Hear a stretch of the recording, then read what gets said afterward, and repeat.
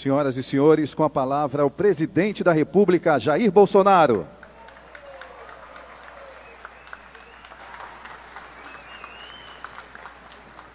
Fiquem tranquilos, não vou passar de 50 minutos.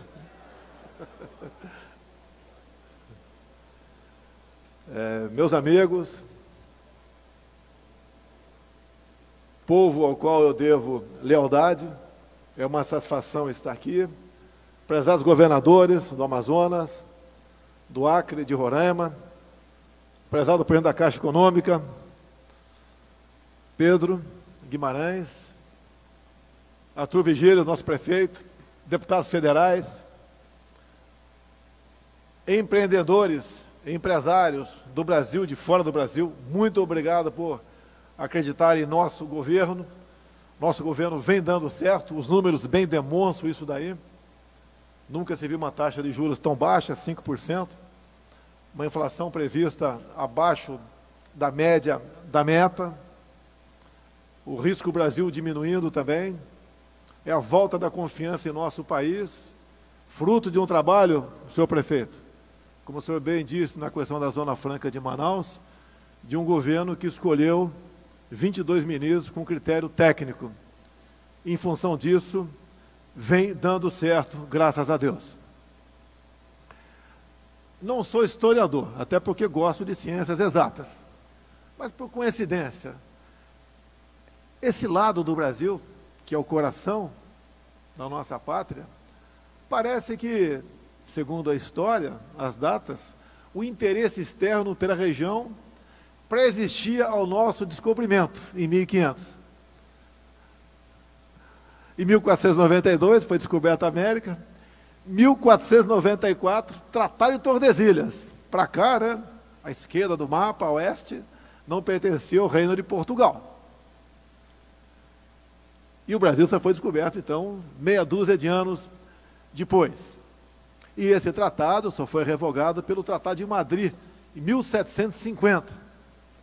Tremenda coincidência, mas realmente estamos aqui no pedaço de terra mais rico do mundo, em minerais, biodiversidade, água potável, grandes áreas, e a cobiça existe sobre essa região. E nós devemos nos preocupar com isso. O tempo passou.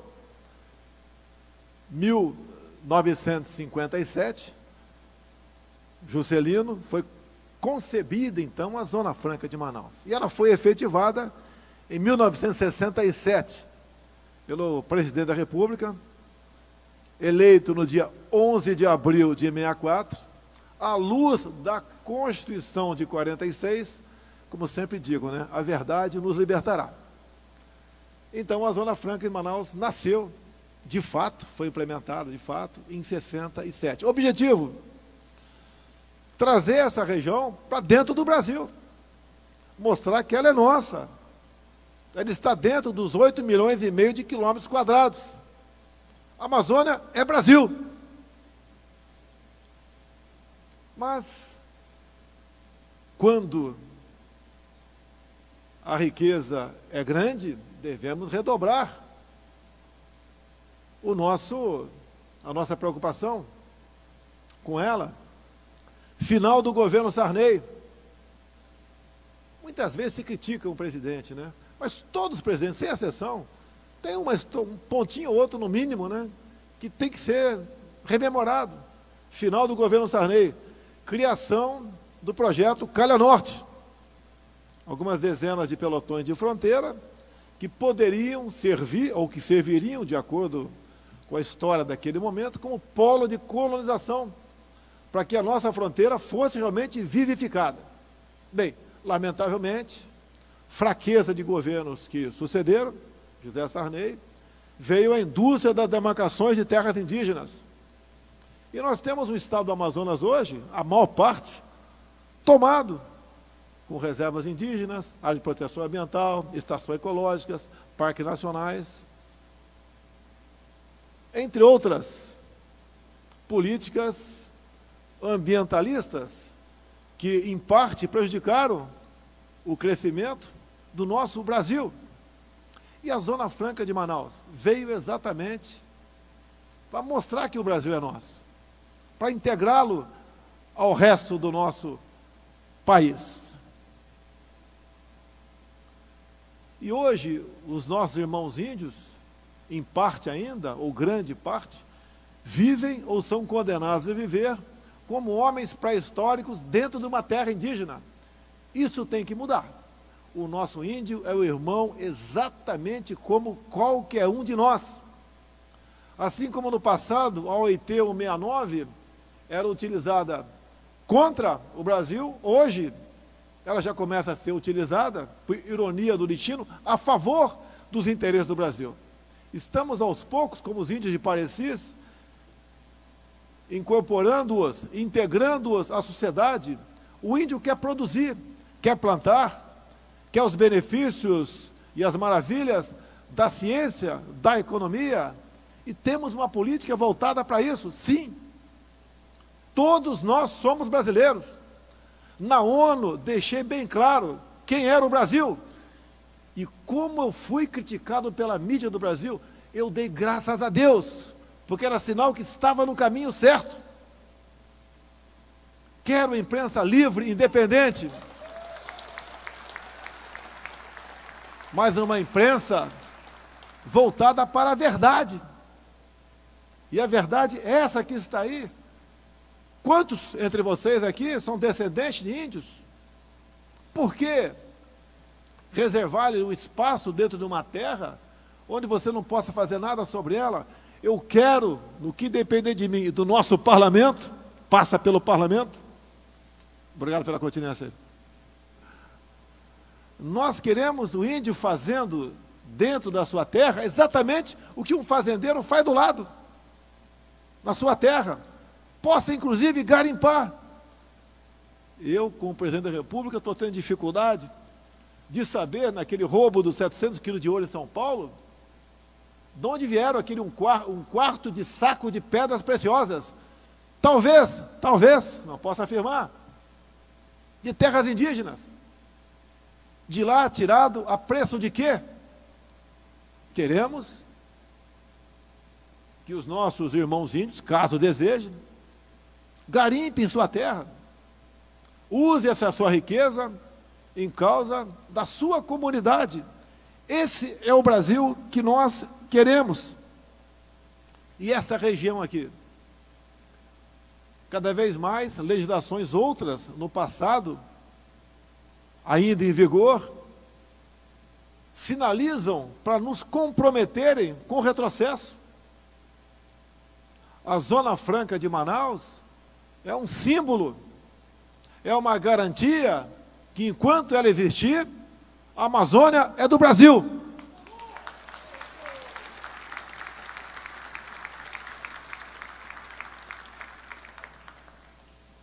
E cada um de nós tem que fazer a sua parte. Eu costumo falar da virtude da gratidão. Pobre daquele que acha que chegou onde chegou, devendo a si próprio aquele feito. Na política é muito comum. Acabam as eleições, cada um parte, né? Cada um quer cuidar do seu legado. Como se ele fosse o dono do pedaço, não devesse gratidão a ninguém. Aí está a fórmula do insucesso, a fórmula do fracasso. Juntos, nós podemos fazer um Brasil melhor para todos. Ninguém tem o que nós temos. Viajei o mundo no passado e no presente tenho viajado.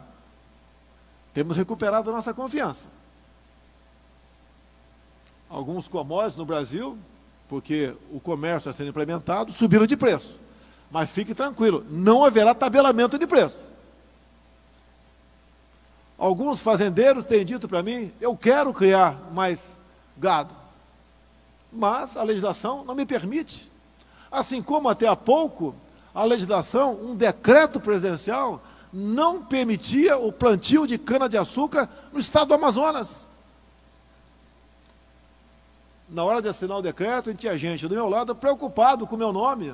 Você vai ser massacrado pelos ambientalistas. Opa, se os ambientalistas atuais vão me criticar, é sinal que estou no caminho certo.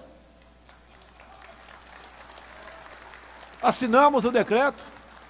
Depois, tive a grata satisfação de ver o presidente da Assembleia Legislativa do Estado do Amazonas elogiando aquele ato nosso. Fiquei muito feliz com isso. Um sinal de reconhecimento. E mais, né, um sinal de que esse Estado quer sair desse jugo ambiental. Há pouco sofri sérios ataques na questão de desmatamento da Amazônia, depois na questão de focos de incêndio, agora paga um preço sobre óleo derramado de forma criminosa, no meu entender, na costa do Brasil. Aos poucos a verdade aparece. Na época, há 2 meses, falei que a questão de queimadas eram patrocinadas sim por ONGs. Eu conheço essa raça. Tirando as exceções, eu conheço esse pessoal. E agora, a Polícia Civil do Pará concluiu o inquérito apontando para uma ONG, queimadas na região amazônica. Meus senhores, se todos nós nos preocuparmos em entender a história, entender os interesses que existem sobre essa região, compreender que nós não poderemos continuar pobres pisando num solo rico, o Brasil vai mudar. Falou-se há pouco na BR-319, nesta área, em infraestrutura, temos feito mais com menos recursos. Por que tem mais obras feitas? Porque não tem roubalheira. E se um dia aparecer um desvio qualquer, nós vamos tomar devidas providências. O nosso ministro, Tarcísio, capitão do Exército, meu companheiro, tem feito um trabalho excepcional. Não mede esforços para buscar dias melhores para todos nós, integrando o nosso país. Esteve aqui há poucos dias o Tarcísio, tratando da navegação de cabotagem. Não podemos abandonar esse modal, assim como recursos, como estive na Arábia Saudita há poucas semanas, recursos virão para cá, para a infraestrutura. Eu já conversei com a equipe econômica, pelo menos a metade vai para o modal ferroviário. Nós devemos fazer com que o Brasil realmente tenha uma infraestrutura capaz de circular em nosso território, em especial até a região de portos, aquilo que nós produzimos para o bem-estar de cada um de nós. Estou aqui, meus amigos, porque acredito em vocês. E vocês estão aqui porque acreditam no Brasil.